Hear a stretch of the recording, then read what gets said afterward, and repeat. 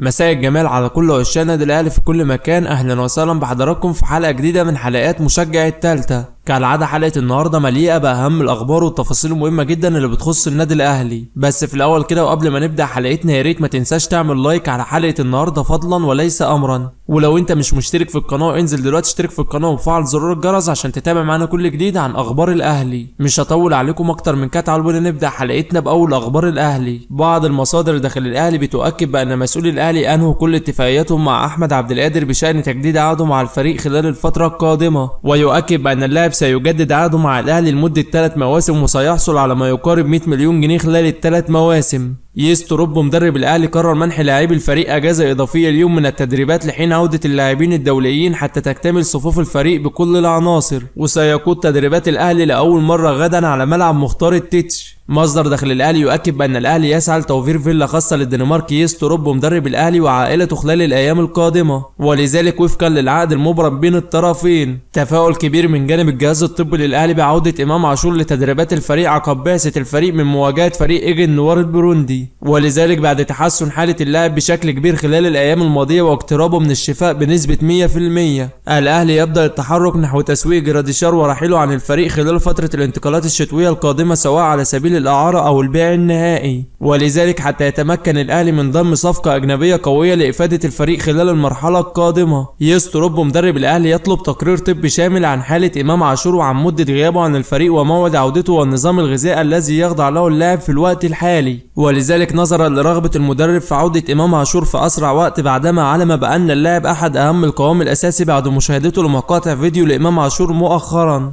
يستروب مدرب الأهلي يطلب تقرير شامل عن كل اللاعبين الأجانب داخل الاهلي قبل انتقالات يناير من اجل حسم ملف الراحلين عن الاهلي خلال الفتره القادمه، ويؤكد بان المدرب يرغب في التعرف على اللاعبين اولا من اجل اتخاذ القرار بشكل نهائي بشان ملف الصفقات والراحلين عن الفريق. مجلس اداره نادي بيراميدز يبدا التحرك فعليا لحسم ملف تجديد فيستون مايلي مع الفريق بعد الانباء القويه التي ظهرت مؤخرا عن ارتباط اسم اللاعب بالاهلي ودخول بعض المسؤولين من الاهلي في تفاوض مع اللاعب من اجل ضمه خلال يناير القادم. ويؤكد بان اداره بيراميدز تقدمت بزياده ماليه كبيره في راتب فيستون مايلي من اجل اغراء اللاعب بالتجديد مع الفريق ومنعه من الرحيل الى الاهلي، خاصه في ظل وجود رغبه قويه من جانب مسؤولي بيراميدز ببقاء اللاعب وتمسك الجهاز الفني باستمرار اللاعب مع الفريق خلال الفتره القادمه. بعض المقربين من جانب حسين الشحات يؤكد بان اللاعب يمتلك عرض ضخم من احد الانديه في الخليج من اجل الرحيل عن الاهلي خلال فتره الانتقالات الشتويه المقبله، ويؤكد بان اللاعب ينتظر موقف الاهلي اولا اتجاهه من اجل اتخاذ القرار بشكل نهائي خلال الايام القادمه. ياسر ابراهيم يخضع لفحص طبي من اجل معرفة موقفه من السفر مع بعثة الفريق لمواجهة فريق ايجن نوار البروندي في ذهاب دور ال 32 من دوري الأبطال. ومصدر داخل الأهلي يؤكد بأن الدكتور أحمد جاب الله طبيب الأهلي بيتابع حالة اللاعب من أجل الاطمئنان على حالته ومعرفة حجم الإصابة التي تعرض لها مؤخرا مع منتخب مصر في مباراة غينيا بيساو. مسؤولي الأهلي يكثفون جهودهم خلال الساعات الجارية لإنهاء كافة الإجراءات الإدارية الخاصة بوصول الجهاز المعاون ليستروب مدرب الأهلي إلى القاهرة تمهيدا لبدء مهمتهم الرسمية مع الأهلي خلال الأيام القادمة. ومصدر داخل الاهلي يؤكد بان اداره الاهلي تسابق الزمن لانهاء تاشيره السفر للجهاز المعاون ليستروب من اجل الوصول الى القاهره فور استكمال الاجراءات الرسميه. وبكده يا صديقي نكون وصلنا لنهايه حلقه النهارده اللي بتمنى تنال اعجابكم. في نهايه حلقتنا ما تنساش تعمل لايك، ولو انت مش مشترك في القناه اشترك في القناه عشان تتابع معانا كل جديد عن اخبار الاهلي.